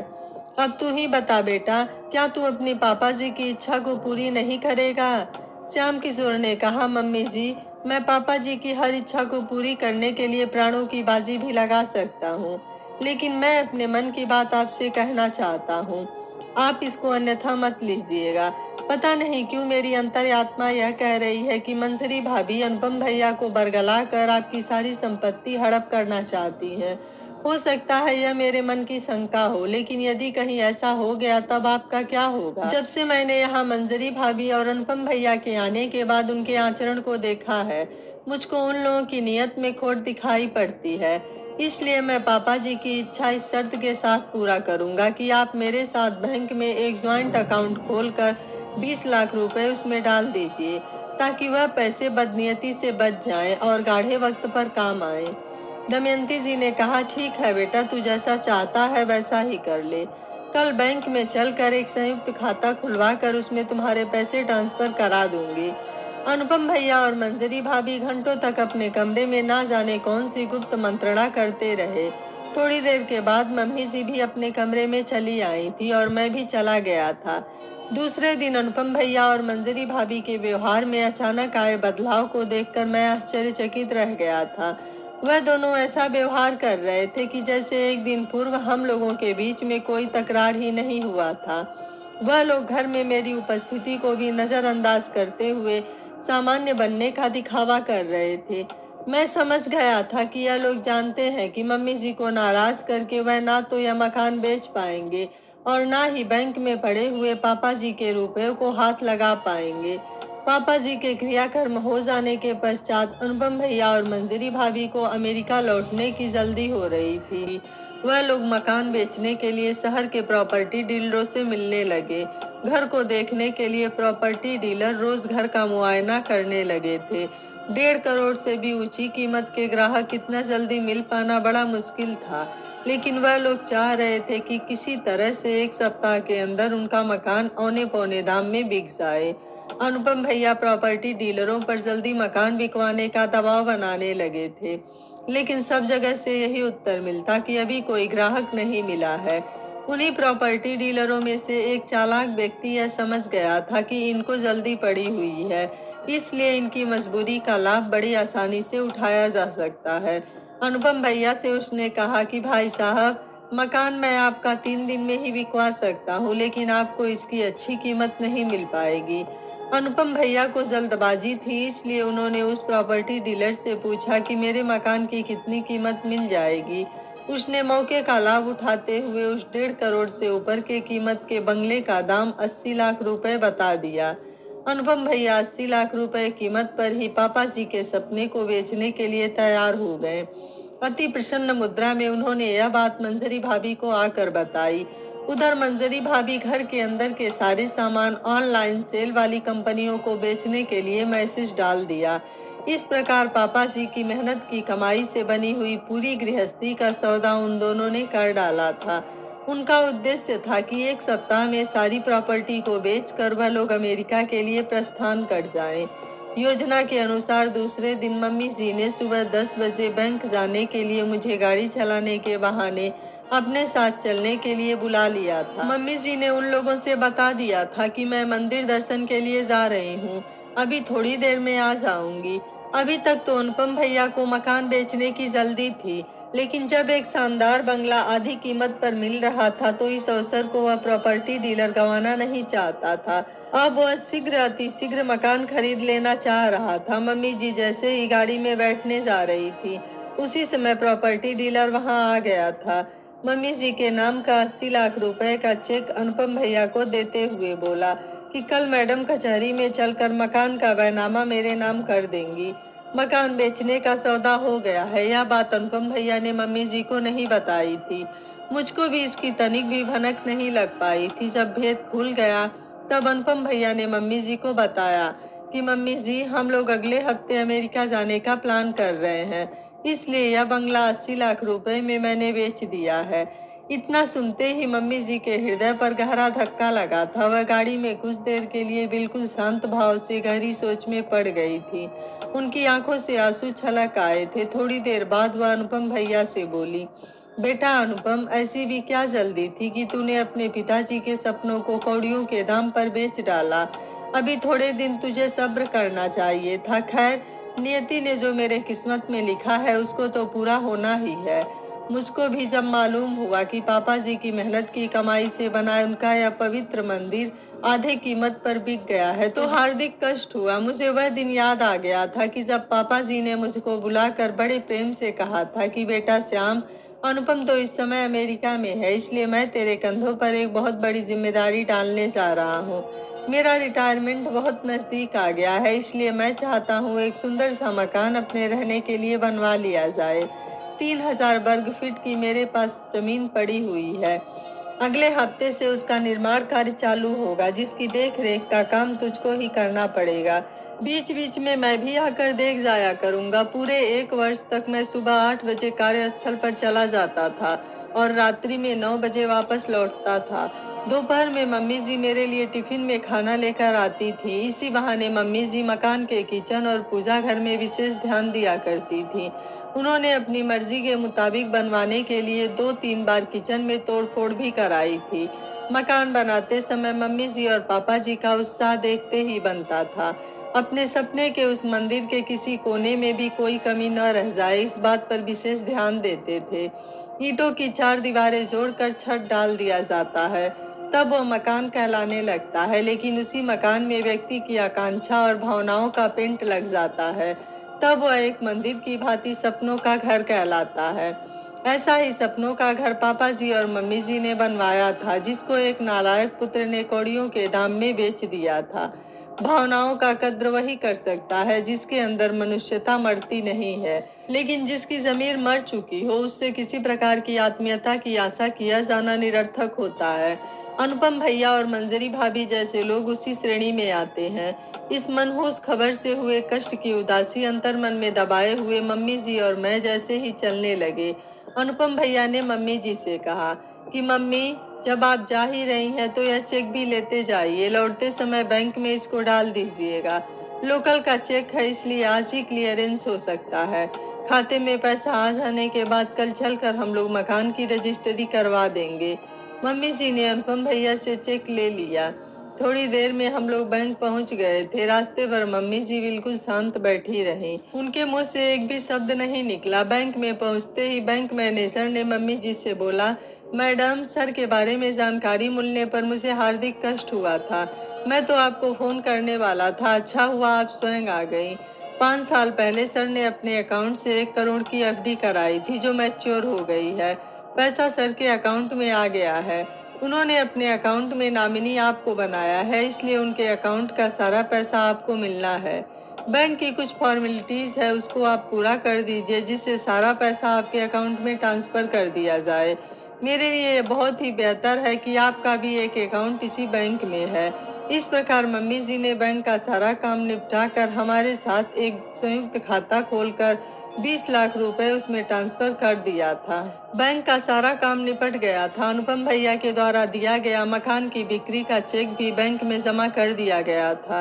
मम्मी जी ने मुझसे कहा कि बेटा श्याम, गाड़ी निकालो, अब हम लोग चलते हैं। वह गाड़ी में आकर चुपचाप गंभीर मुद्रा में बैठ गई थी। यह इस बात का परिचायक था कि अनुपम भैया के द्वारा मकान बेचे जाने के कारण उनको गहरा सदमा लगा है।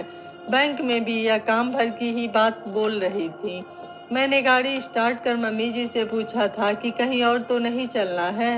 मम्मी जी ने कहा कि नहीं बेटा, सीधे घर चलो। रास्ते में भी वह चुपचाप गाड़ी में बैठी रही। तब मुझसे नहीं रहा गया। मैंने इनको समझाने का प्रयास करते हुए इनसे कहा कि मम्मी जी, आप व्यर्थ में चिंता मत कीजिए। 1 सप्ताह बाद आप अनुपम भैया के साथ अमेरिका चली ही जाएंगी। हो सकता है वहां पहुंचने के बाद अनुपम भैया और मंजरी भाभी का व्यवहार आपके प्रति कोमल हो जाएगा। वहां आपके 2 पोते भी होंगे, उनके साथ भी आपका मन बहला रहेगा। मेरे इतना कहने पर उन्होंने मुझसे कहा कि बेटा श्याम, तुम मुझको सांत्वना देने का प्रयास कर रहे हो। मुझे मालूम है कि तेरे पापा जी के द्वारा बनवाए गए उस मकान के बिक जाने से मुझसे भी अधिक कष्ट तुझे हो रहा है, क्योंकि मैंने देखा था कि तू दिन रात मकान बनवाने में 1 साल तक अपना पसीना बहाता रहा। मम्मी जी के इतना कहने पर जैसे मेरे हृदय के भाव को किसी ने कुरेद दिया हो। मेरी आंखें सजल हो गई थी। मैंने केवल इतना ही कहा था कि मम्मी जी, अनुपम भैया ने यह काम बहुत बुरा किया है। उन्होंने दुखी मन से मुझसे कहा कि बेटा श्याम, आज तेरे पापा कितने दुखी होंगे। कितने उत्साह के साथ बारीकी से एक एक चीज देखकर उन्होंने अपना मकान बनवाया था। यह अनुपम के कमरे को आधुनिक सुविधा का ध्यान देकर उसे बनवाया गया था। वह कहते थे कि अनुपम विदेश में रहकर आएगा, इसलिए उसके कमरे को उसी हिसाब से बनाया जाएगा ताकि वह आकर उसे देखकर चौंक जाए। लेकिन अनुपम ने इस मकान को बेचकर हमेशा के लिए अपने वतन से नाता तोड़ लेने के साथ साथ अपने पापा की भावना को भी चोट पहुंचाई है। यही तो मंजरी भी चाहती थी। मेरा क्या चंद दिनों की मेहमान हूँ, किसी तरह से समय कट जाएगा, लेकिन मेरी अंतिम इच्छा यही थी कि जहाँ तेरे पापा के अस्थियों का विसर्जन हुआ था, वहीं मेरी भी अस्थियां विसर्जित की जाएं। मेरे पूर्वज इसी देश में जिए हैं और इसी देश में मरे हैं। मुझे हार्दिक क्लेश है कि अब मेरे आगे की पीढ़ियों का नाता अपने वतन से सदा सदा के लिए टूट जाएगा। मुझको तनिक भी अंदेशा होता कि अनुपम विदेश जाकर वहीं का हो जाएगा तो मैं उसको विदेश पढ़ने के लिए कभी भी नहीं भेजती। मेरा पता नहीं किस जन्म का पाप था कि मेरे घर में अनुपम जैसा बेटा पैदा हुआ। इससे बेहतर होता कि हम निसंतान रहते।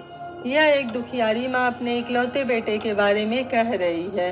थोड़ी देर बाद हम लोग घर पहुंच गए थे। मम्मी जी गाड़ी से उतरकर सीधे अपने कमरे में चली गई थी। दूसरे दिन मकान खरीदने वाला ब्रोकर पहुंच गया था। अनुपम भैया ने मम्मी से जाकर बताया कि मम्मी, हम लोगों को कचहरी चलना होगा। आप मकान के सारे पेपर लेकर हमारे साथ कचहरी चले, जिससे मकान बिक्री का कार्य आज पूरा हो जाए। अभी बहुत से काम बाकी हैं और समय बहुत कम है। मम्मी जी ने अपने मोबाइल से मुझको फ़ोन किया और बताया कि बेटा कचहरी चलना है, इसलिए तू जल्दी से आ जा। थोड़ी ही देर में मैं वहाँ पहुँच गया था। अनुपम भैया मम्मी जी से बोले कि मैं गाड़ी चला दूंगा, श्याम को वहाँ ले जाने की कोई आवश्यकता नहीं है। लेकिन मम्मी जी ने अनुपम भैया से कहा कि नहीं बेटा, गाड़ी श्याम ही चलाएगा। अनुपम भैया की दृष्टि में मैं एक खलनायक के समान हो गया था। मैं उनकी आंखों में कांटे के समान चुभने लगा था।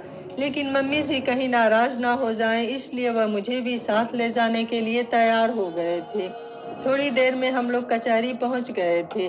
मकान खरीदने वाले ब्रोकर ने पहले से ही वकील की व्यवस्था कर रखी थी, इसलिए हम लोगों के पहुंचते ही मकान की रजिस्ट्री की कार्यवाही प्रारंभ हो गई थी। कुछ ही घंटों में मम्मी जी और पापा जी के सपनों का वह बंगला पराया हो गया था। लौटते समय मम्मी जी जब गाड़ी में बैठी तब उनकी आंखों से आंसू बह रहे थे, जिसको देखकर अनुपम भैया ने मम्मी जी को समझाने का प्रयास करने लगे और उनसे बोले कि मम्मी जी, एक मकान बिक जाने से आप इतना इमोशनल क्यों हो रही हैं?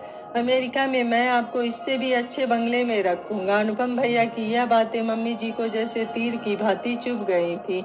उनको क्रोध आ गया था। वह तेज आवाज में अनुपम भैया से बोली, बेटा, मुझे अफसोस है कि तू विदेश जाने के बाद माता पिता के इमोशन क्या होते हैं वह भी भूल गया है। तू चाहे मुझे राजमहल में रखेगा, लेकिन क्या तू उस मकान से जुड़ी हुई मेरी और अपने पापा की यादों और भावनाओं को वापस कर पाएगा? क्या तू अपने देश की मिट्टी मुझको वहाँ दे पाएगा? क्या तू अपने पूर्वजों का ग्राम संग्रामपुर वहाँ दे पाएगा? क्या तू गांव के बगल बह रही गंगा मैया की पवित्र धारा का प्रवाह वहाँ कर पाएगा? मम्मी जी की बातें सुनकर अनुपम भैया बिल्कुल शांत हो गए थे। थोड़ी देर में हम लोग उस घर में पहुंच गए थे जो चंद घंटों पहले अपना था, लेकिन अब वो किसी दूसरे का हो गया था।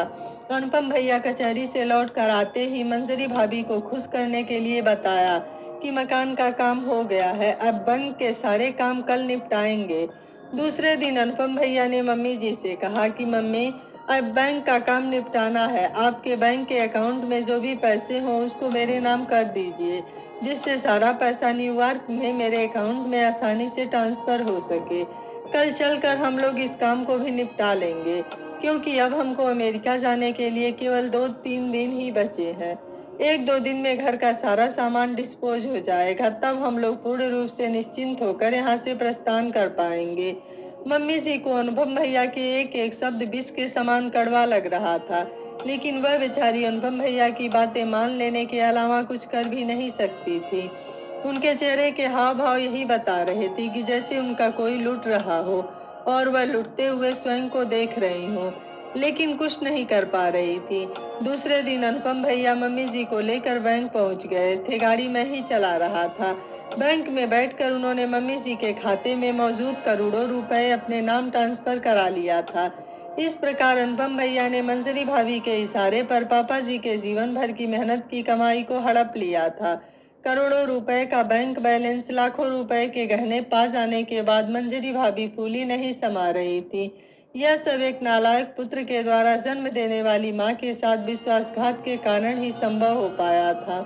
सब कुछ अर्जित कर लेने के बाद अब मंजरी भाभी का मन एक पल के लिए भी इंडिया में रुकने का नहीं था। उनका बस चलता तो अगले ही फ्लाइट से न्यूयॉर्क के लिए उड़ जाती। उनका टिकट 2 दिन बाद का था, लेकिन 2 दिन बाद भी वह जा पाएंगी इसमें भी संशय बना हुआ था, क्योंकि मम्मी जी का वीजा और पासपोर्ट बन नहीं पाया था। अनुपम भैया ने उनके वीजा और पासपोर्ट के लिए प्रार्थना पत्र दे दिया था, जिसकी कानूनी औपचारिकताएं पूरी नहीं हो पाई थी। मम्मी जी के वीजा और पासपोर्ट मिलने में कम से कम 2 सप्ताह का समय और लग सकता था। इसलिए अनुपम भैया ने मंजरी भाभी से कहा कि मंजरी, मम्मी जी का वीजा और पासपोर्ट अभी नहीं बन पाया है, इसलिए हम लोगों को 2 सप्ताह किसी होटल में रुकना पड़ेगा, क्योंकि बंगला बिक गया है। बंगले के सारे सामान बिक गए हैं। अब उन लोगों के पास होटल में रहने के अलावा कोई चारा नहीं था। मंजरी भाभी को जैसे ही पता चला कि 2 सप्ताह और रुकना पड़ेगा, वह अनुपम भैया के ऊपर भड़क उठी। मम्मी जी की सारी धन दौलत उनके हाथ लग चुकी थी। अब उनको किसी प्रकार की कोई चिंता नहीं थी, इसलिए वह एक बार फिर अपने पुराने आचरण को दिखाने लगी थी। वह अनुपम भैया से तेज आवाज में कहने लगी कि अब हम एक पल भी यहाँ नहीं रुक सकते हैं, आप टिकट कैंसिल मत कराइएगा।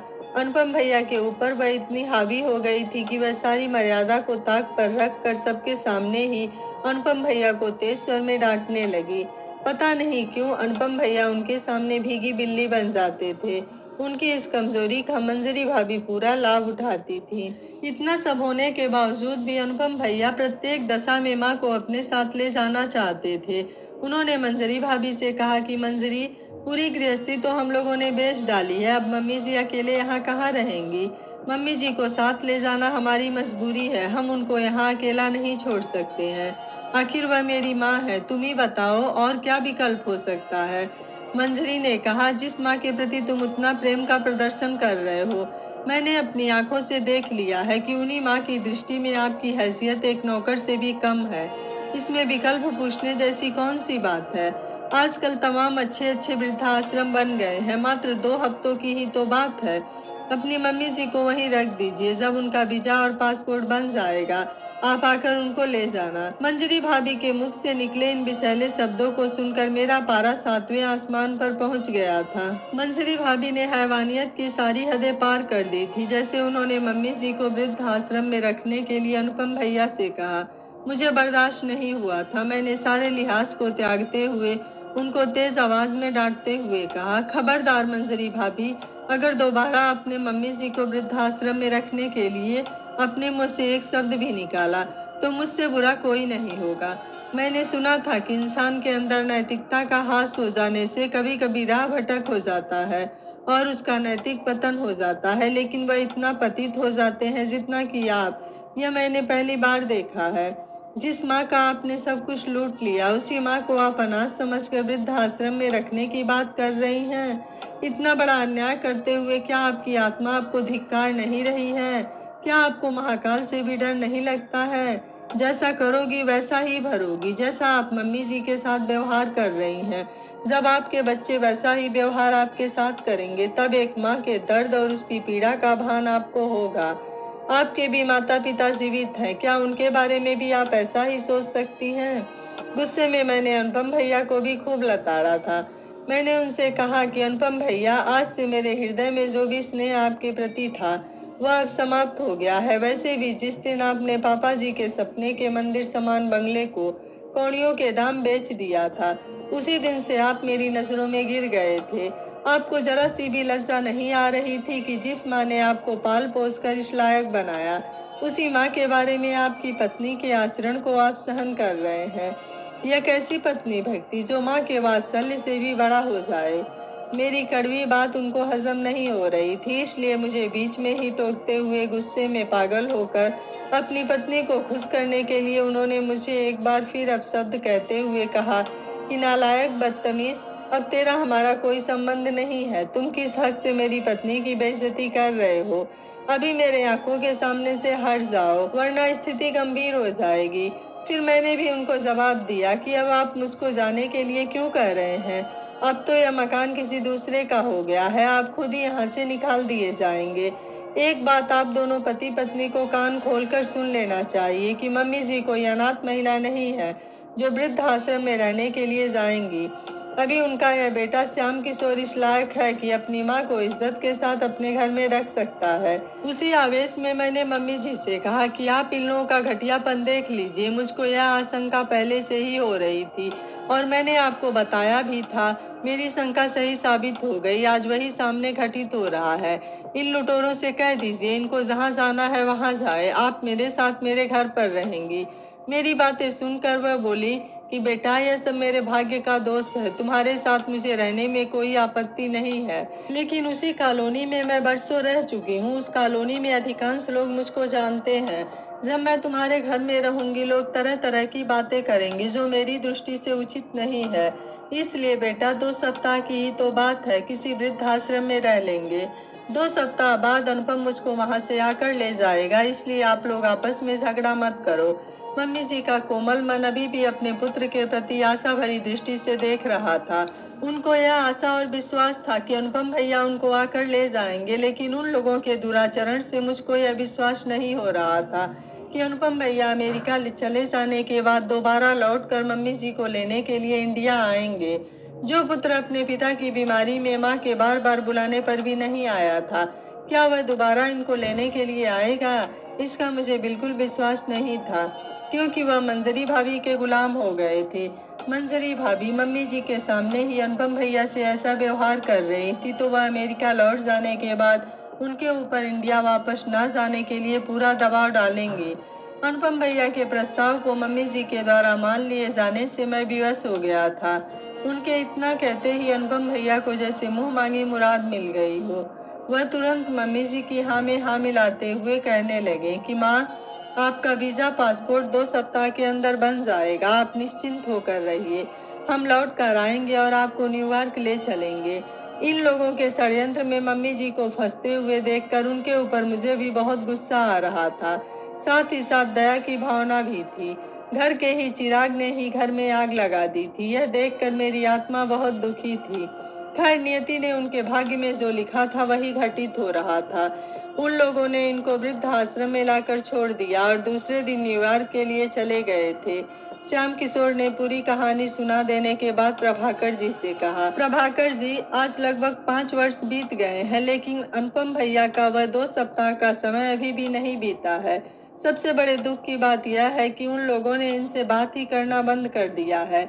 इससे इनके मन को गहरा धक्का लगा है। इसलिए यह जब किसी पति पत्नी को साथ में आया हुआ यहाँ देखती हैं, तब इनके व्यथित आत्मा को बहुत कष्ट होता है। यह उन्हीं दिनों की याद कर अपने कमरे में चली जाती हैं।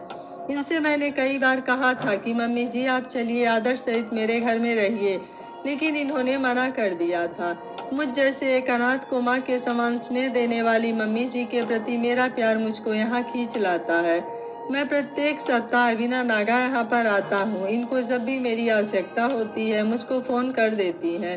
इनके एक फोन पर मैं दौड़ा चला आता हूँ। पापा जी की मृत्यु के बाद मम्मी जी को पारिवारिक पेंशन के रूप में अच्छी धनराशि मिल जाती है। इनको किसी प्रकार की आर्थिक परेशानी नहीं है, लेकिन वृद्धावस्था में अपनों का प्यार वृद्धजनों के लिए एक टॉनिक के समान कार्य करता है। प्रभाकर और सोनिया को दमयंती जी के साथ अपने पुत्र और पुत्रवधू के द्वारा किए गए विश्वासघात की घटना को सुनकर उन्हें विश्वास नहीं हो रहा था कि एक इकलौता पुत्र अपनी माँ से ऐसा भी व्यवहार कर सकता है। श्याम किशोर के द्वारा बताई गई कहानी को सुनकर दमयंती जी के सामने वही घटनाएं नजर आने लगी थी, इसलिए उनके आंखों से आंसू थम नहीं रहे थे। प्रभाकर जी की पत्नी सोनिया ने उनके बगल में बैठकर उनके आंखों से आंसू पोंछते हुए उनसे कहने लगी कि माँ जी, आपके साथ जो बीता है वह अकल्पनीय है और मन को झकझोर देने वाला है, लेकिन मेरा मानना है कि जिन लोगों ने आपको दर्द दिया है उनको कभी भगवान माफ नहीं करेगा। आप उनके लिए व्यर्थ में आंसू बहा रही हैं। मैं आपको वचन देती हूँ कि आज से आप प्रभाकर और मेरे लिए माँ के समान है। कोई आवश्यकता नहीं है कि खून के रिश्ते ही मजबूत होते हैं। मेरा मानना है कि भावनात्मक रिश्ते जिसमें अंतर मन का प्रेम छिपा होता है वह खून के रिश्ते से भी बढ़कर होते हैं। मेरी इच्छा है कि आप वृद्ध आश्रम को छोड़कर हम लोगों के घर में हमारे साथ रहें। इतना कहकर सोनिया ने प्रभाकर की ओर देखते हुए पूछा कि क्यों प्रभाकर, आपका क्या विचार है? प्रभाकर जी ने सोनिया से कहा कि सोनिया, तुम्हारे नेक विचार को सुनकर आज मुझे गर्व हो रहा है कि तुम मेरी पत्नी हो। तुमने तो मेरे मन की बात कह दी। हम लोग माँ जी को अपने घर ले चलेंगे। प्रभाकर और सोनिया के दोनों बच्चे, 4 साल का सोनू और 6 साल का मोनू, बाहर अन्य वृद्ध महिलाओं से खेलने में व्यस्त थे, लेकिन जब पापा मम्मी को काफी देर से कमरे से बाहर निकलते नहीं देखा तो वह दोनों दौड़कर कमरे में आ गए। सोनिया ने अपने बच्चों का परिचय दमयंती जी से कराया। वह बच्चों से बोली कि बेटा, दादी जी को प्रणाम करो। छोटी उम्र में ही दोनों बच्चों को प्रभाकर एवं सोनिया ने अच्छे संस्कार दिए थे। वह दोनों बच्चे दमयंती जी का पांव छूते हुए उनसे बोले कि दादी जी प्रणाम। दमयंती जी के लिए यह एक सुखद पल था। उन दोनों बच्चों के निश्चल प्रेम को देखकर दमयंती जी ने उन दोनों बच्चों को अपने गले लगा लिया। सोनिया का छोटा बच्चा, 4 साल का सोनू, कुछ अधिक चंचल है। उसने तुरंत ही दमयंती जी से तोतली आवाज में अपने मन की शिकायत कर डाली कि दादी जी, सब लोग मेरे साथ खेलते हैं, लेकिन आप क्यों नहीं खेलती हैं? चलिए मेरे साथ खेलिए ना। उस बच्चे की मीठी आवाज को सुनकर दमयंती जी सारे दुखों को पल भर के लिए भूल गई। वह बच्चों से बोली, हाँ बेटा, हम आपके साथ जरूर खेलेंगे, चलिए हम लोग बाहर खेलते हैं। प्रभाकर जी के दोनों बच्चे दमयंती जी के साथ खेलने लगे। यह दृश्य देखकर वृद्धाश्रम के रहने वाले सभी लोग आश्चर्य में पड़ गए कि आज ऐसा क्या चमत्कार हो गया है कि दमयंती जी इन बच्चों के साथ खेलते हुए हंसी ठहाका लगा रही हैं। यह दृश्य देखकर श्याम किशोर की आंखों में खुशी के आंसू बहने लगे। आज वर्षों बाद उसने मम्मी जी को प्रसन्न मुद्रा में हंसते हुए देखा है। वृद्ध आश्रम में प्रभाकर और सोनिया को आए काफी समय व्यतीत हो गया था। वह चलने की तैयारी करने लगे थे। उन्होंने दमयंती जी से अपने घर चलने के लिए पुनः आग्रह किया, लेकिन वह जाने के लिए तैयार नहीं हुई। श्याम किशोर ने भी उन्हें बहुत समझाया। प्रभाकर एवं सोनिया उनको घर ले जाने की जिद करने लगे थे। तब दमयंती जी प्रभाकर और सोनिया के आत्मीय व्यवहार एवं प्रेम भरे आग्रह को ठुकरा नहीं पाई थी। दो नन्हे मासूम बच्चों के प्रति उनका लगाव भी एक कारण बन गया, इसलिए वह उनके साथ जाने के लिए तैयार हो गई थी। सारी औपचारिकताएं पूरी करने के पश्चात प्रभाकर और सोनिया दमयंती जी को अपने साथ लेकर घर के लिए रवाना हो गए थे। उनको छोड़ने के लिए श्याम किशोर भी उनके साथ हो लिया था। थोड़ी देर बाद वह लोग घर पहुंच गए थे। वहां पहुंचते ही दमयंती जी एवं श्याम किशोर के आश्चर्य का ठिकाना न रहा। वह लोग प्रभाकर जी के घर को देखकर चौंक गए, क्योंकि वह दमयंती जी का वही बंगला था जिसको अनुपम ने एक ब्रोकर को बेच दिया था। दमयंती जी ने प्रभाकर से पूछा कि बेटा, यह मकान तुम्हें कैसे मिला? प्रभाकर ने बताया कि माँ जी, इस मकान को मैंने 4.5 वर्ष पूर्व एक ब्रोकर से 1.5 करोड़ रुपए में खरीदा था। लेकिन आप यह क्यों पूछ रहे हैं? तब दमयंती जी ने प्रभाकर को बताया कि बेटा, यह मेरा वही बंगला है जिसको मेरे बेटे अनुपम ने 80 लाख रुपए में बेच दिया था। यह सुनकर प्रभाकर बहुत प्रसन्न हुआ। उसने कहा कि माँ जी, यह मेरे लिए कितनी सुखद बात है कि एक बेटे ने आपके सपने के बंगलों को बेच दिया था, लेकिन आपके दूसरे बेटे ने उसको पुनः खरीद लिया है। आपका मकान अब आपको वापस मिल गया है। यह मकान मेरे लिए बहुत ही भाग्यशाली रहा है। इस मकान में जब से आया हूँ, मेरे ऊपर लक्ष्मी जी की कृपा सदैव बनी रहती है। लेकिन यह मेरे लिए और भी सुखद है कि आज इस मकान की वैभव लक्ष्मी पुनः इस मकान में वापस आ गई है।